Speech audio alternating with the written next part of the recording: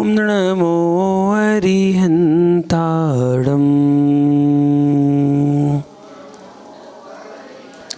ॐ नमो सिरिसिद्धाणम्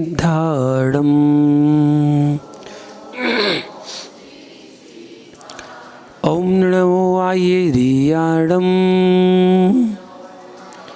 ॐ नमो वज्रायाणम् ॐ नमो लोये सौवे साहुडम्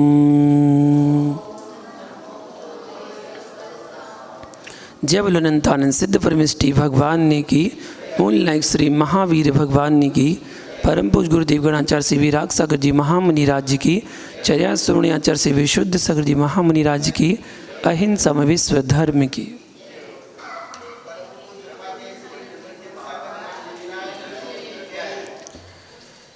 महानुभाव,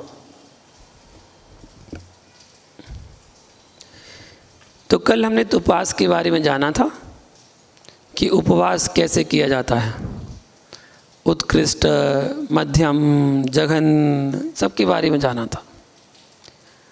और ये भी जाना था कि हम किस प्रकार रात्रि भोजन का त्याग करते हैं।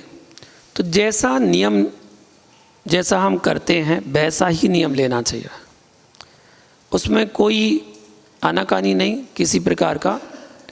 आपको जैसा लेना वैसा ले लो, नियम नियम है, जैसा लेना वैसा ले लो, उसका पालन करो दृढ़ता के साथ। जितना पालन करोगे उतना अच्छा। नियम लेने के बाद तोड़ना नहीं है, उसमें अतिचार अनाचार लगाने की आवश्यकता नहीं है। आप छूट लेके पहले से नियम ले लो, चलेगा कि इतनी दिनों का हमारा नियम है। बाहर जाना पड़ता है महीने में 4 बार, आप 4 बार की छूट रख लो ना, बाकी 26 दिन का तो त्याग रहेगा कम से कम, इतना तो कम से कम पुण्य मिलेगा। अब वो 4 दिन की वजह से आप 26 दिन का भी नियम नहीं ले पा रहे, बोले हमें तो बाहर जाना पड़ता है ना इसलिए हम ले ही नहीं पाते नियम। अरे 4 ही बार तो जाते हो, 5 बार का नियम ले लो कि 5 बार की छूट, 25 दिन का नियम, महीने में 25 दिन हम पालन करेंगे, भाई 25 दिन तो पुण्य कमाओगे। तो ऐसे ही साधना की जाती है। तो तप की व्याख्या चल रही थी, तप के बारे में जान रहे हैं कि जिन शासन में साध्य और साधन, कार्य और कारण, आराध्य आराधक भाव, गंभीर व्याख्या है। साध्य को साध्य स्वीकारिए और साधन को साधन स्वीकारिए। साधन के अभाव में साध्य की सिद्धि असंभव है। साध्य की सिद्धि करना चाहते हैं तो साधन की आवश्यकता होती है। साध्य के अभाव में साधन अकिंचित कार्य है, उसकी कोई वैल्यू नहीं है। लक्ष्य तो हो, हम करना क्या चाहते हैं, साध्य लक्ष्य है। ध्येय है तो ध्यान है, ध्यान ध्येय के लिए है, ध्येय के अभाव में ध्यान नहीं है। तत्व की व्याख्या को जीव नहीं समझ सका कि तत्व है क्या। साधन में ही इतना मस्त हो गया कि वह साध्य को भूल गया कि साध्य है क्या। साध्य साध्य और साधन साधन है। साध्य साध्य है, साधन साधन है। जितने भी साधन हैं उनका उद्देश्य साध्य की सिद्धि है। साधन साध्य तक पहुंचाने का साधन है। कहीं ऐसा ना हो कि साधन की सिद्धि में ही हमने जीवन की अंतिम श्वासें भर ली, हम साधन में ही फंसे रह गए। ये पूजा पाठ किसके लिए है? जो पूजा पाठ करते ना, ये किसके लिए है? ये तो साध्य के लिए है, तो साधन मात्र हैं। पूजा करना, अभिषेक करना, जाप करना, ये तो सब साधन है। साध्य तो हमारा एक ही है, ध्येय तो हमारा एक ही है, लक्ष्य तो हमारा एक ही है। कहाँ जाना? मोक्ष जाना है। जैसे वो एक भजन आता ना, आया कहाँ से कहाँ है जाना, ढूंढ ले ठिकाना चेतन, ढूंढ ले ठिकाना, ढूंढ ले ठिकाना चेतन, ढूंढ ले ठिकाना। कहाँ से आए अपन? नहीं मालूम? अरे हमें तो पता है, सबका पता है। मालूम कहाँ से आए? निगोज से। कहाँ से आए? जाना कहाँ है? मोक्ष। बस इतना सा तो रास्ता है। आया कहाँ से? निगोज से आया। जाना कहाँ है? मोक्ष जाना। यही तो ध्येय है, यही तो हमारा ही है। जब निकले हैं तो जाना तो मोक्ष ही है कि मोक्ष जाना है। बाकी तो सब साधन है, रास्ते हैं, पड़ाव हैं, निकलते चलो, जाना तो वहाँ है। लेकिन क्या करें, जब इस संसार की चकाचौंध में फंसते हैं ना, तो जो जीव जहाँ जन्म लेता है ना वहीं रम जाता है। उसे लगता है बस यही सब कुछ है और कुछ नहीं है। जब बच्चा माँ के गर्भ में रहता है, कितनी पीड़ा होती है, कितनी वेदना होती है उसे, क्योंकि वो मल में तो रहता है। अंदर मल तो है ही, अंदर थोड़ी 5 स्टार कमरा है कि एसी लगी हो, कमरा है बढ़िया, टीवी देखने को हो, ऐसा तो कुछ है नहीं है। वहाँ तो मल ही मल है। मल के बीच में वो बालक रहता है, 9 महीने तक वहाँ रहता है। और जब उसका सोचने समझने शक्ति अच्छी विकसित हो जाती है, वो सोचता है एक बार यहाँ से निकल जाऊँ ना, जीवन में ऐसे काम करूँगा कि दोबारा जन्म लेना ही नहीं पड़े, ऐसे काम करूँगा। वो बार बार सोचता है। और जैसे ही वो वहाँ से निकलता है ना, वो कहता बस आनंद तो संसार में ही है? आनंद तो यही है बस। इतना खुश होता है वो, और फिर यहाँ से निकलना नहीं चाहता, रम जाता है उसमें। एक सेठ जी थे, तो सेठ जी ने अपने मंत्री से पूछा, मुनीम से, मुनीम अरे हिसाब करके तो बताओ जरा अपने पास कितना पैसा होगा। उसने हिसाब किताब लगा के बोला, सेठ जी आपके पास तो खूब पैसा है। बोले कितना होगा? बोले इतना है कि आपकी 7 पीढ़ी बैठ के खाएंगे ना तब खत्म होगा। बोले अच्छा। थोड़ी देर बाद सेठ जी उदास हो गए। तो मुनीम ने पूछा कि सेठ जी क्या हुआ? अरे बोले मैं सोच रहा था कि 7 पीढ़ी तो बैठ के खा लेंगी, 8वीं का क्या होगा, तो इसके बारे में सोच रहा था। अरे बोले मुनीम कहता क्या सेठ जी आप भी ऐसी बातें करते हैं? नहीं नहीं, मैं 8वीं पीढ़ी के लिए भी कुछ करना चाहता हूँ। तो मुनीम होशियार था, मुनीम ने कहा एक काम करो सेठ जी, पास में एक मुनिराज आए हुए हैं और बहुत पहुँचे हुए विद्वान है, ज्ञानी है, एक बार पता तो कर लो जरा, अपने पास इतना समय है कि अपन 8वीं पीढ़ी के लिए कुछ कर पाएँ। बोले हाँ ये तो तुमने सच कहा। चलो गए मुनिराज के पास, और मुनिराज के पास जाके पूछा कि मुनिराज एक जिज्ञासा है। बोले क्या? तो बोले ये बता दीजिए कि हमारी आयु कितनी शेष बची है, आयु कितनी शेष बची? तो मुनिराज ने अवधि ज्ञानी थे, उन्होंने बता दिया बस 7 दिन की आयु बची है। केवल 7 दिन? बोले हाँ 7 दिन की आयु है, 8वें दिन तो आप चले जाओगे। ओहो, अब इतने में एक जिज्ञासा और कर ली। एक जिज्ञासा और है मुनिराज, बता दीजिए। बोले पूछो। बोले बस इतना बता दीजिए कि मैं मरने के बाद कहाँ जाऊँगा, मेरा जन्म कहाँ होगा मरने के बाद। तो मुनिराज ने बोल दिया कि तुम अपने ही मल में कीड़ा बनोगे, अपने ही मल में कीड़ा बन के जन्म लोगे। ओहो, अब तो उसे बड़ा दुख हुआ, कैसे होगा? चलो भाई घर आ गया। जब घर आया तो उदास था, उदास बैठा हुआ था। उसका बड़ा बेटा आया, तो बेटे ने कहा पिताजी क्या हो गया, कोई बात? बोले बेटा कुछ नहीं, बस ऐसे ही। बोले नहीं बताइए ना, कुछ परेशानी तो।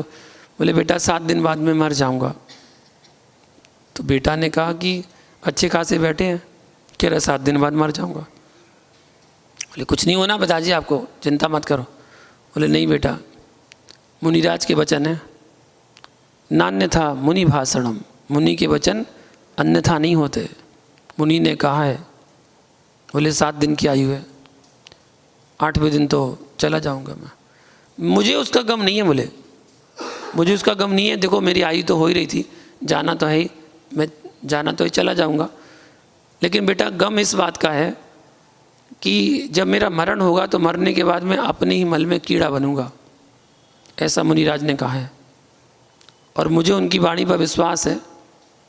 अरे तो फिर क्या करना चाहिए? बोले बेटा बस मैं तुमसे इतना ही कहना चाहूँगा, तुम इतना काम कर देना कि जब मेरा मरण हो तो मुझे वहाँ से निकाल कर मार देना, जिससे मैं दूसरी गति में चला जाऊँगा, दूसरी पर्याय में जन्म ले लूँगा। इतना सा काम कर देना बस।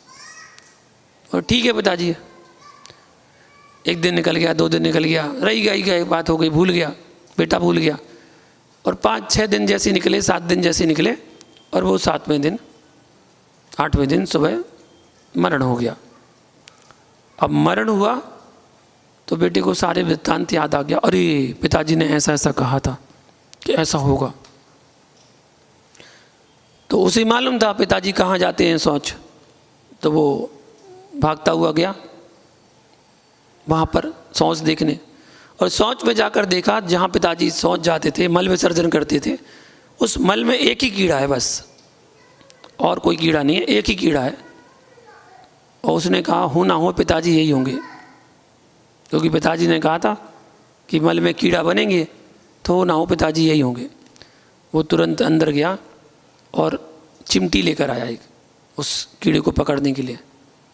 तो जैसे ही वो कीड़ा बाहर आया, उसने उसको पकड़ने के लिए जैसे ही नीचे झुका, और वो तुरंत अंदर चला गया। वो फिर खड़ा हो गया कि फिर बाहर आएगा, वो फिर बाहर आया, फिर पकड़ना चाहा, वो फिर अंदर चला गया। काफ़ी बार ऐसे ही होता रहा, लेकिन वो पकड़ नहीं पाया। जब पकड़ नहीं पाया तो बोले ऐसा क्यों, पिताजी तो खुद कह के गए थे कि मुझे वहाँ से मार देना, और अब मैं निकालने की कोशिश कर रहा हूँ तो वो अंदर चले जाते हैं, क्या करूँ। मुनीम को बुलाया कि वो कौन से मुनिराज थे, किसने बताया था, लेके चलो। लेके चले।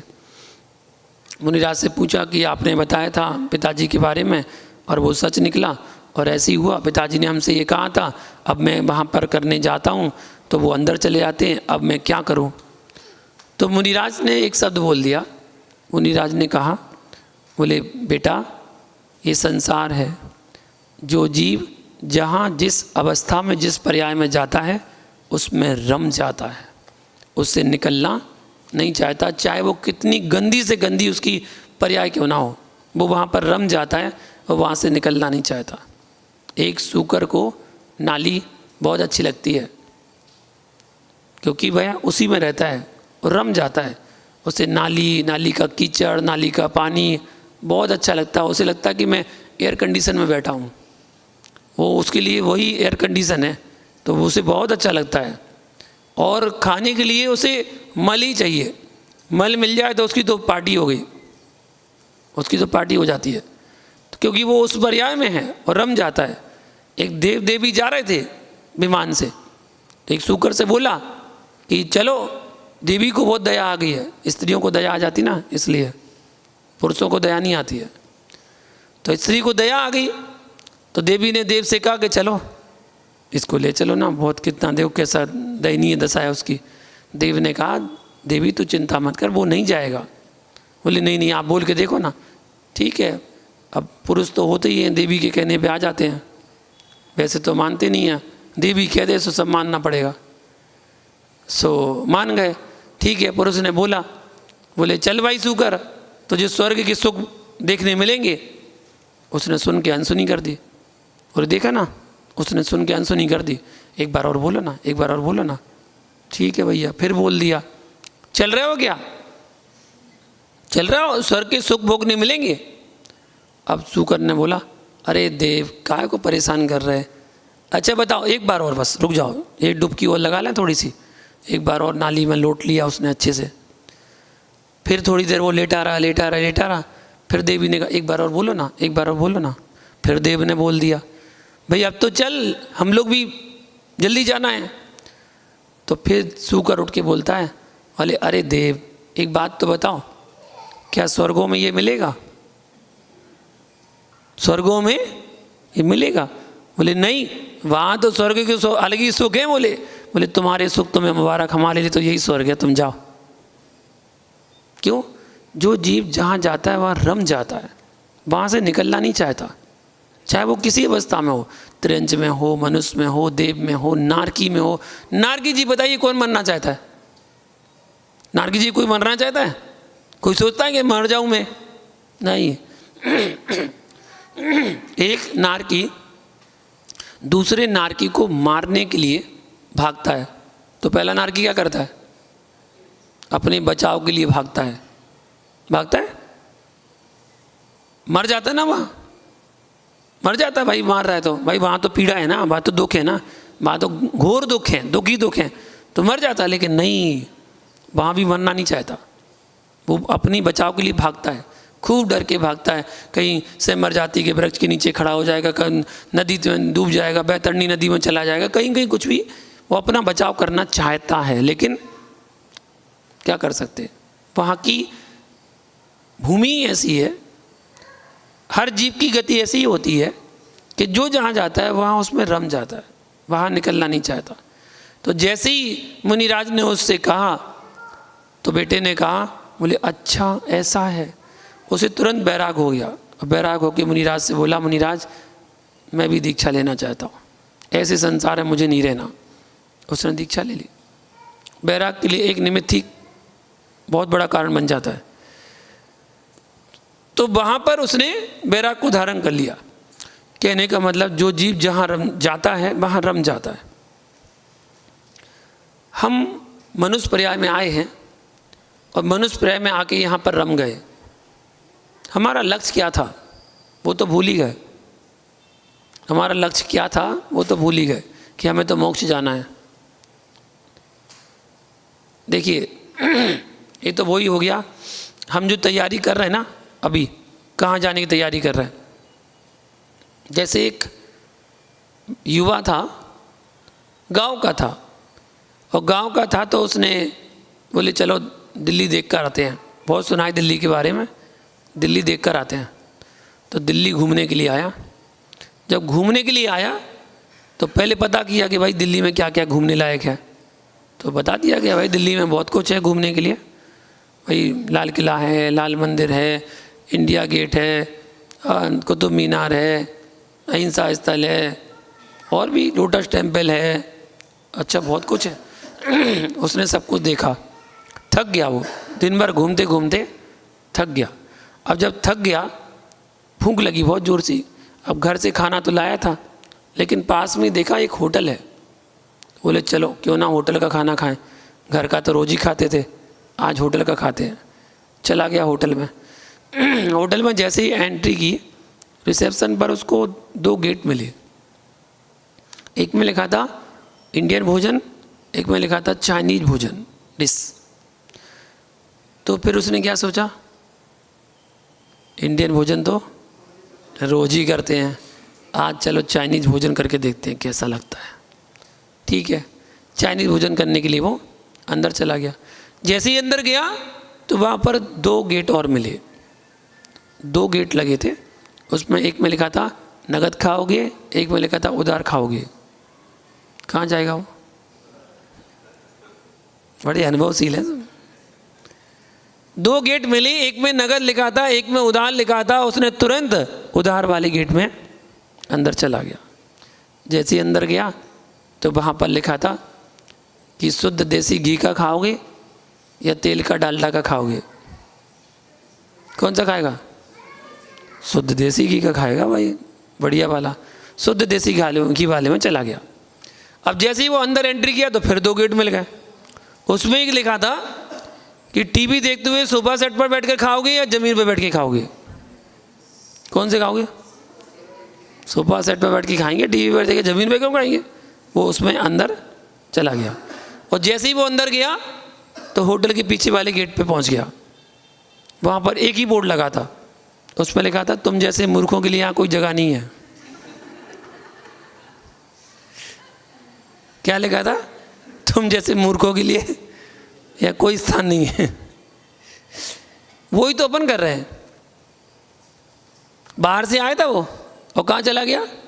बाहर चला गया। आप क्या कर रहे हैं?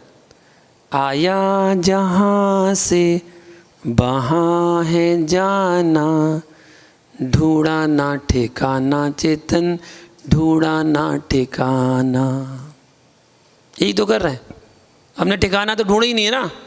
ये कहाँ जाना? सोचा तो था कि मोक्ष जाएंगे, लेकिन आए थे निगोज से और निगोज जाने की तैयारी कर रहे हैं। कर्म तो वही कर रहे हैं। समझ ही नहीं पा रहे कि हमारा साध्य क्या है। साधन में फंस के रह गए बस। कोई पूजा पाठ में फंस गया तो मैंने बताया था भाई कि फूल पत्ती चढ़ाना भी धर्म नहीं है और फूल पत्ती फेंकवाना भी धर्म नहीं है। फूल पत्ती ना चढ़ाना धर्म है और ना फिकवाना धर्म है। लोग कोई फिकवाने में फंस गए, कोई चढ़वाने में फंस गए। ये धर्म थोड़ी है, ये तो साधन है, ये सब साधन है। जो जिसको मानने लगा वो कहता है इसमें आनंद है, बस यही अच्छा है। जो जिसको मानने लगा उसमें आनंद मानने लगा। ये सब साधन है, साध्य तो हमारा है ही नहीं है। साध्य तो हमारा ध्येय लक्ष्य एक ही है। आप पूजा पाठ करते ना, जब जल चढ़ाते हैं तो क्या बोलते हैं? जन्म जरा मृत्यु विनाशनाय। जन्म जरा मृत्यु का विनाश हो जाएगा तो जीव कहाँ जाएगा? मोक्ष जाएगा। संसार ताप का विनाश होगा तो कहाँ जाएगा? मोक्ष जाएगा।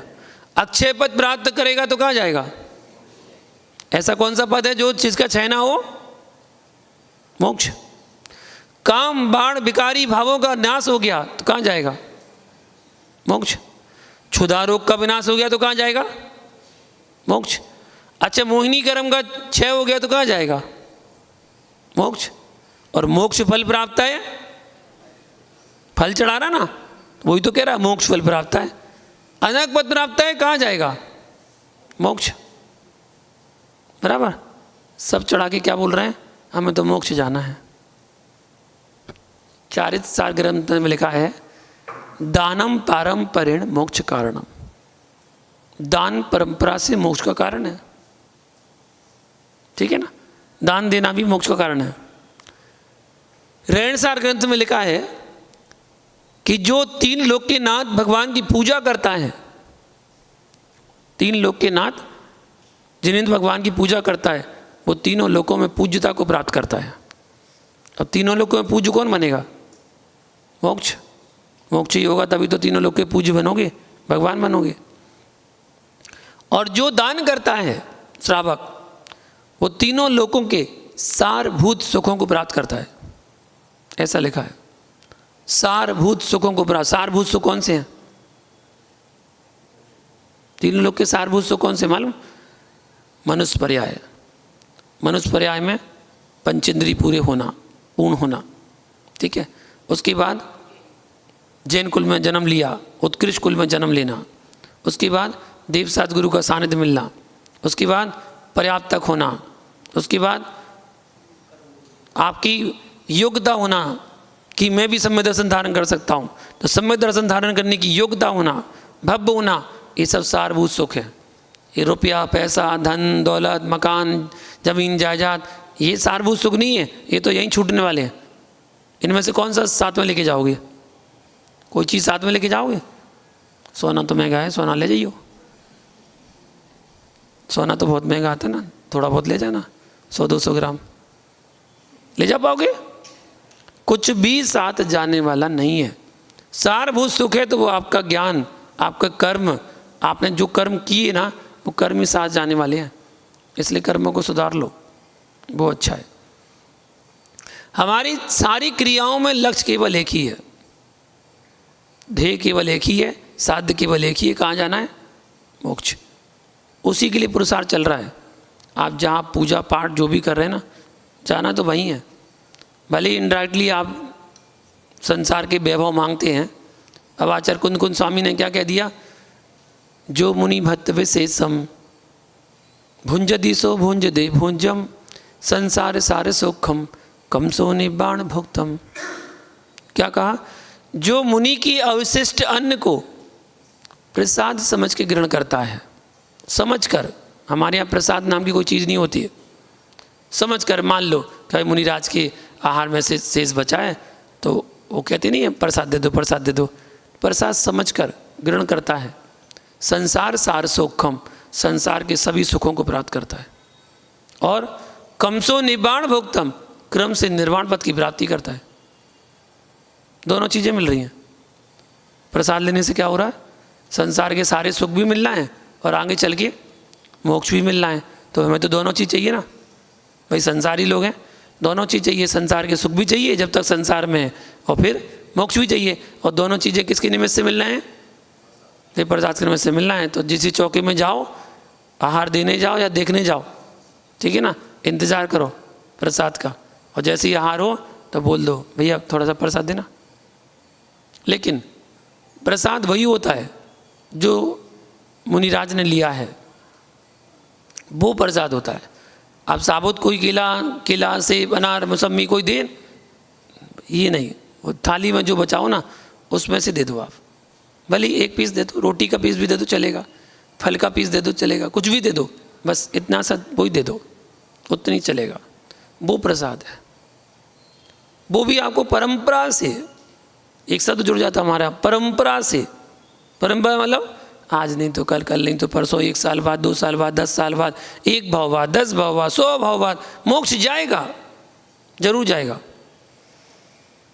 मोक्ष जाएगा। आप सब भी मोक्ष जाओगे कि नहीं जाओगे? जो जिनेंद्र भगवान की भक्ति करता है, जो जिनेंद्र भगवान के दर्शन करने आता है, आस्था श्रद्धा रखता है, देव सा गुरु पर उसकी अटल श्रद्धान है, उसके लिए आचार्य भगवान ने कहा है निश्चितम सा भवित भव्यो भावी निर्वाण भाजनम। निश्चित से वो कौन है? भव्य जीव है, और भव्य जीव है तो मोक्ष जाना निश्चित है। भव्य है तो मोक्ष जाना निश्चित है। अभव्य का मोक्ष होता ही नहीं है। वो कितनी पुरुषार्थ कर ले, कितनी कोशिश कर ले, उसका मोक्ष नहीं हो सकता। वो अभव्य है, अभव्य रहेगा। अभव्य कभी भव्य नहीं बनता, भव्य कभी अभव्य नहीं बनता, भव्य भव्य ही रहेगा, अभव्य अभव्य ही रहेगा। अभव्य का मोक्ष कभी होता नहीं है, और भव्य मोक्ष जाए बिना रहता नहीं है।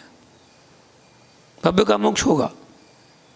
अब वो भव्य में भी 2-3 वैरायटी हैं, निकट भव्य, दूर भव्य, दूरानुदूर भव्य, ऐसे हैं। तो निकट भव्य तो बस निकट भव्य है, उसका तो मोक्ष जाना निश्चित हो गया। दूर भव्य निमित्त मिलेगा, वो भी मोक्ष जाएगा। लेकिन दूरानुदूर भव्य, दूरानुदूर भव्य है, वो तो पता नहीं कब कितने जन्मों तक भटकता रहेगा अपने भावों से। अगर आपके मन में इतने भाव आ रहे हैं कि मैं भव्य हूं या अभव्य हूं, इतना विचार आ रहा है तो 100% आप भव्य हैं। अगर इतना विचार आ रहा है तो, और इतना विचार भी नहीं आ रहा है तो भैया आप जानो, फिर कुछ नहीं कह सकते, है ना। तो अपने अंदर इतना विकल्प आ रहा है कि हम भव्य कि अभव्य हैं, इतना सोचने समझ सकती आ रही, क्योंकि अभव्य के मन में विचार नहीं आएगा। अभव्य के मन में कोई विचार नहीं आया, वो तो मस्त रहेगा अपना, अपनी नाम ख्याति के लिए, अपनी प्रशंसा के लिए, कि लोग हमारा नाम लें, लोग हमारे गुणगान गाएं, वो इसके लिए रहेगा, यही सोचता रहेगा। भव्य अपने आत्म कल्याण की भावना को भाएगा, वो भव्य होता है। तो साधन की सिद्धि में ही हमने जीवन को अंतिम श्वास से भर ली। तपस्या के लिए तपस्या कभी नहीं की जाती है। तपस्या के लिए तपस्या कभी नहीं की जाती है। परिणामों की निर्मलता के लिए, भावों की विशुद्धि के लिए, स्वात्मा की सिद्धि के लिए तपस्या की जाती है। आपके परिणाम निर्मल हो, आपके भावों में शुद्धि हो, और साथ साथ अपने स्वात्मा की सिद्धि हो, अपनी आत्मा की सिद्धि, उसके लिए तपस्या की जाती है। ना कि उपवास के लिए उपवास किया जाता है। हमने तो 3 उपवास कर लिए, हमने तो 5 उपवास कर लिए, हमने तो ये कर लिया। किसको बता रहे हैं? 10 लक्षण में लोग उपवास करते हैं और हल्ला करते रहते हैं, प्रचार करते रहते हैं कि हमने उपवास कर लिया, उपवास कर लिया। अरे उपवास किया किसके लिए किया? अपने लिए तो किया। और एक बात समझ में नहीं आती, उपवास चलते कैसे हैं? उपवास थोड़ा सोचना, उपवास चलते कैसे हैं, विचार करना। पानी लेते हैं, ठीक है, बोले 10 लक्षण कर रहे हैं, पानी ले रहे हैं, एक टाइम पानी लेते हैं, ठीक है भैया। 10 दिन तक उन्होंने एक टाइम पानी लिया, 10 उपवास कर लिए, ठीक है। अब 11वें दिन क्या बोलते हैं? हाँ आज तो पारणा करनी है, पारणा करनी है, आज पारणा होनी है। अरे यार 10 दिन से कुछ नहीं हो रहा था पारणा? क्या 10 दिन से रोज ही तो पारणा हो रही थी? नहीं हो रही थी? बताओ यथार्थ में बताओ, सही बताओ क्या है? रोज पारणा नहीं हो रही थी, रोज ही तो पारणा हो रही थी। रोज जैसे तुम बैठ रहे थे पार्टी पे और जैसे तुम पानी पी रहे थे, पारणा हो गई ना। पानी पी ले मतलब पारणा हो गई। 11वें दिन अलग से कौन सी पारणा हो रही है? अच्छा अलग से पारणा मालूम क्या होती है? 11वें दिन आज 11वां दिन है आज, बस आज तो पार ना हो जाएगी। अब ठीक है, अब ऐसे हिलते डुलते आएंगे जैसे पता नहीं अभी गिरने वाले हो, है। साथ में परिवार वाले पकड़ के आएंगे, एक हाथ पकड़ के आएंगे, बोले 10 उपवास हो गए, 10 उपवास हो गए। रोज ही तो पानी पी रहे थे, वो काय के उपवास हो गए। उस 11वें दिन इतना इंतजार नहीं कर पाए। रोज तो 12 बजे पानी लेते थे, 12 बजे, 1 बजे, 2 बजे पानी लेते थे रोज, लेकिन उस दिन कितने बजे चाहिए? 7 बजे पानी चाहिए। 7 बजे भगवान के दर्शन करके तुरंत भागेंगे। ये नहीं कि भैया चलो आज आए हो, आज भगवान का पारणा करना है आपको, तो भगवान को पहले अभिषेक करो, शांति धारा करो, ठीक है। नगर में मुनिराज विराजमान है, उनको आहार देने जाओ, क्योंकि अधिकांशतः मुनिराजों की भी पारणा होती है, भले ही एक दिन की हो। अनंत चतुर्दशी का तो अधिकांश सभी उपास करते हैं, तो उपास की उनकी पारणा होगी, तो उनकी पारणा के लिए पहले आप उनको ग्रास दो, उसके बाद एक ग्रास दे के और फिर जाओ पारणा करने के लिए, तो समझ में आता है।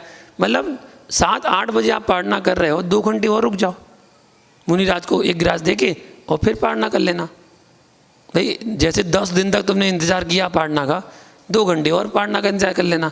लेकिन नहीं, वो 2 घंटे सहन नहीं हो पाते, 2 घंटे ठहरते नहीं हैं। बस वो तो पारणा तो सुबह सुबह चाहिए, भगवान के दर्शन करके पारणा। सब जगह, मैं तो जहाँ भी जाता हूँ सब जगह ऐसे ही देखता हूँ। मैं कलकत्ता में था तो वहाँ ऐसे ही देखा कि रोज़ तो पानी पीते थे 12-1 बजे। उस दिन हम 7 बजे शांति धारा कराने जा रहे थे, सो नीचे वाले हॉल में, वहाँ हावड़ा में नीचे वाले हॉल में तैयारी चल रही थी। भागम भागम भागम भाग, महिला मंडल ना, कोई इधर भाग रही, कोई भाग रही, बोले ये कर लो, वो ये कर लो, वो लोकाली बना दो, वो लपसी बना दो, बोले आटे की बना दो, ये बना दो। फिर हमने खड़े होकर बोला क्या हो रहा है, सुबह सुबह से क्या हो रहा है? बोले वो त्यागी वृत्तियों की पारणा होनी ना, सबकी सामूहिक पारणा कराते हैं यहाँ पर, तो सब लोग की पारणा होगी यहाँ पर, जिन्होंने 3 उपवास करे, 5 उपवास करे, 10 उपवास करे, उनकी पारणा होगी यहाँ पर। हमने अच्छा जी कराओ भैया, हमने पारणा कराओ। ऐसा हुआ, ऐसे ही यहाँ पर हुआ। जब धार चतुर्मास था तो वहाँ भी ऐसे ही हुआ, यहाँ भी ऐसे ही होना है, यहाँ भी ऐसे ही होना है। सुबह सुबह पारणा होनी है। चलो अभी तो बहुत देर है, 10 लक्षण को तो बहुत समय है, फिर भी अभी से तैयारी कर लो तो बहुत अच्छा है। ऐसी मानसिकता बनाओ, इस बार कुछ अनोखे उपवास करें। 10 दिन मेरे को करना है उपवास, 10 लक्षण, 10 दिन निर्जल उपवास करो, बढ़िया आराम से साधना करो, खूब अच्छी साधना करो, विकल्प ही नहीं आएगा। क्योंकि हम जैसी धारणा बना लेते हैं वैसी मन में धारणा हो जाती है। एक बार धारणा बनानी होती है कि हम ऐसा करेंगे, हो जाता है। लेकिन ऐसी नहीं कि देखा देखी वाली हो, देखा देखी वाली कभी मत करना। वरना एक बार क्या हुआ, 10 लक्षण में किसी का सम्मान चल रहा था, 10 लक्षण वालों का, तो एक ने भाव बना लिया, अगली बार तो ना मैं भी करूँगा 10 लक्षण, मेरा भी सम्मान होगा, मुझे भी मंच पे बुलाया जाएगा, मेरी भी लिए तो सब लोग ताली बजाएंगे, मैं भी 10 लक्षण करूँगा। ठीक है, मन बना लिया। अब जैसे 11 महीने निकल गए, भादों का महीना आया, तो भादों के महीने में आती जब एक कमाई, बोली अरे भादों का महीना लग गया, अब देखते देखते 10 लक्षण आ जाएंगे, 10 दिन उपवास करना है, कैसे हो पाएंगे, शरीर में शक्ति तो है नहीं है, अब कैसे कर पाएंगे, ये तो नहीं हो पाएगा। एक काम करते हैं, पंचमी, अष्टमी, चतुर्दशी, ये 3 उपवास तो जरूर करेंगे, पक्का ये 3 उपवास तो जरूर करेंगे, छोड़ेंगे नहीं। चलो देखते देखते चतुर्थी आ गई, अब पंचमी कल है, तो बोले कल पंचमी है और उपवास करना है। आज तो ना बहुत कमजोरी से लग रही है, अब कल तो देखो उपवास हो नहीं पाएगा। अब चाहे दुनिया इधर की उधर हो जाए, अष्टमी चतुर्दशी का तो उपवास जरूर करेंगे हम, चाहे कुछ हो जाए। ठीक है भैया, अष्टमी को सुबह की बेला थी, कोई मेहमान आ गए, बोले आज तो मेहमान आ गए, अब मेहमान आ गए तो अब उपवास कैसे करेंगे, अब उनके साथ चाय नाश्ता भी करना पड़ेगा, ये भी, तो उपवास तो हो नहीं पाएगा। अब नहीं, पक्का चतुर्दशी को तो पक्का करेंगे, चाहे कुछ हो जाए, अनंत चतुर्दशी का तो छोड़ेंगे नहीं। अब ठीक है भैया, जैसी चतुर्दशी आई, सुमन ने कहा, बोले अरे यार 10 उपवास कर नहीं पाया, अब एक उपवास करके क्या हो जाएगा, 10 उपवास तो कर नहीं पाया, एक उपवास करके क्या हो जाएगा, छोड़ो, चलो खाओ पियो अपने आराम से। जो देखा सीखी वाले होंगे, अंतरंग भाव होंगे ना, अंतरंग भाव वाला कर लेगा, ऐसा होता है। तो तब के काल में ही हम भावों की निर्मलता खो बैठे, तो तुम्हारी तपस्या किसके लिए? तब करने के लिए आए थे कि तब करेंगे, और तब में अपने भावों को खो बैठे, क्या फ़ायदा तुम्हारी तपस्या का? संप्रदान शक्ति को निहारिए। आपकी तपस्या किसके लिए? विशुद्धि के लिए थी कि संक्लिष्टता के लिए थी? विशुद्धि के लिए कि संक्लिष्टता के लिए? उपवास चल रहे हैं और संक्लिष्ट परिणाम कर रहे हैं। मापदंड तप नहीं है। तपस्या का मापदंड यह है कि परिणामों की विशुद्धि को और आगे ले जाएं, परिणाम विशुद्ध हो जाए। सभी साधक जो भी आगे साधना करना चाहते हैं कि मैं साधना करना है, मुझे उपास करना है, और मानसिकता है, मन बना रखा है कि 10 लक्षण में इस बार तो उपास करेंगे, तो सभी साधक बड़े ध्यान से सुन लेना, संभल कर सुनना कि क्षीण शरीर में, क्षीण काय में संक्लिष्टता के अवसर अधिक होते हैं। क्षीण काय में जो शरीर है, क्षीण है ना, बहुत संक्लिष्टता होती है। जब तपस्वी तपस्या करता है तब उसे सारे लोक से गुप्त हो जाना चाहिए, एकांत में हो जाना चाहिए, गुप्त हो जाओ। सारे लोक से गुप्त होने की आवश्यकता है। यदि हम गुप्त नहीं हो पाएंगे तो हमारी साधना की सुरक्षा असंभव है। वहाँ पर हावड़ा में ना एक चीज़ मैंने देखी, वहाँ पर क्या उपवास जो करते हैं 10 लक्षण करने वाले, 3 दिन 4 दिन उपवास होते हैं, समाज वाले उनके घर पे जाने लगते हैं बैठने के लिए, जाने लगते हैं। उपवास हो रहा है ना, उपवास चल रहा है, उपवास चल रहा है, ठीक है। और उनकी ऐसी परंपरा है, मतलब 3 उपवास 4 उपवास हुए और बैठना शुरू। जैसे पता चल जाता है कि ये फलाना 10 लक्षणी कर रहा है, ये 10 लक्षणी कर रहा है, तो समाज के लोग जाना शुरू कर देते हैं। आज उसके यहाँ, कल उसके यहाँ, परसों उसके यहाँ, नरसों उसके यहाँ, तो ऐसे वो लास्ट दिन तक सबके घरों में वो आते हैं, तो बैठ के आते हैं। तो हम कहते बैठ के आगे, बैठ जाने से क्या होगा? बैठ के जाने से होगा क्या? हमने आपने वहाँ जाकर उसको और असाधना में डाल दिया, क्योंकि आप जाओगे उसे बोलना पड़ेगा, बोलेगा उसे प्यास लगेगी।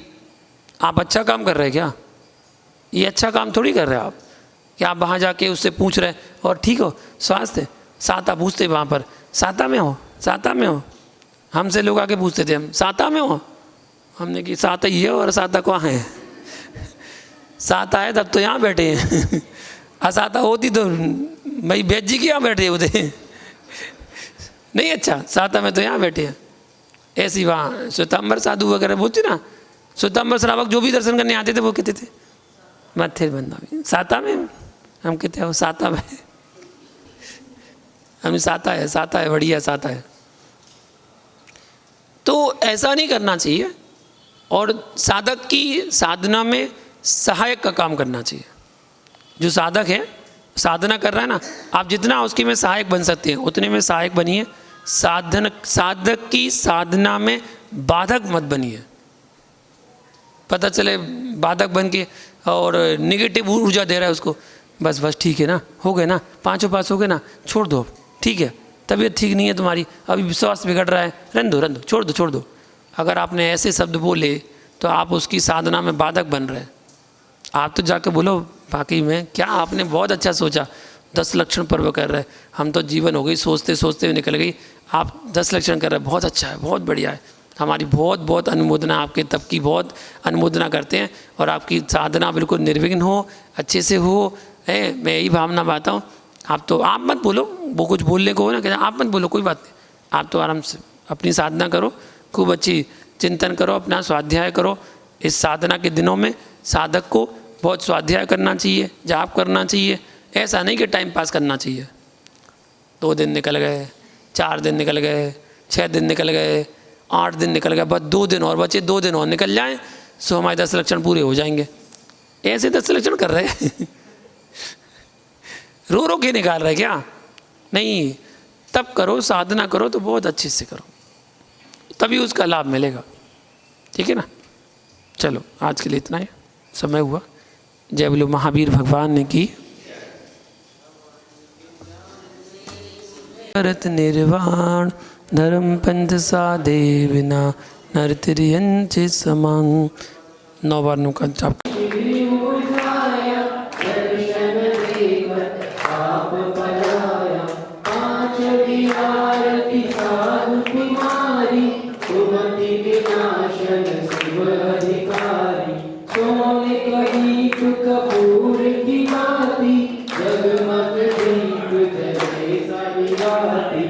जो कोई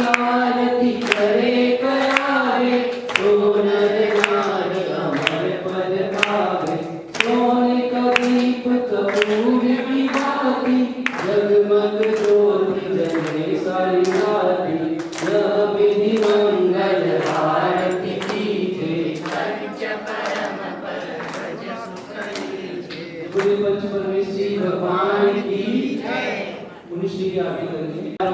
आरती उतारूं थारी मूरत निहारूं, आरती उतारूं थारी मूरत निहारूं, शिवभंजन सागर मुनिराज, आज तारी आरती उतारूं। क्षेत्र सोनागिर वाणी को धन्य कियो है, विराग सागर जी के लाल, आज थारी आरती उतारूं, विभंजन सागर मुनिराज, आज तारी आरती उतारूं। ज्ञानी ध्यानी निरअभिमानी, शांति सुधारस के हो दानी, वाणी है सुखकार, आज थारी आरती उतारूं, विभंजन सागर मुनिराज, आज तारी आरती उतारूं। कोमल काया छोड़ी माया, जग का नश्वर सुख ना भाया, छोड़ा सब परिवार, आज थारी आरती उतारूं, विभंजन सागर मुनिराज, आज तारी आरती उतारूं। मोक्ष वधु तुमको अति प्यारी, गुरु महिमा तुमसे जग जानी, करो जगत उद्धार, आज थारी आरती उतारूं, विभंजन सागर मुनिराज, आज तारी आरती उतारूं। सुखदाई युग युग जियो मुनिराज, आज थारी आरती उतारूं, विभंजन सागर मुनिराज, पांचवी आरती साधु तिहारी, तुम अति विनाशक शिव अधिकारी, शरण में ले लो मुनिराज, आज थारी आरती उतारूं, विभंजन सागर मुनिराज, आज थारी आरती उतारूं, आरती उतारूं थारी मूरत निहारूं, आरती उतारूं थारी मूरत निहारूं, विभंजन सागर मुनिराज, आज थारी आरती उतारूं। जब बोलो परम पूज मुनिश्री 108 विभंजन। कल से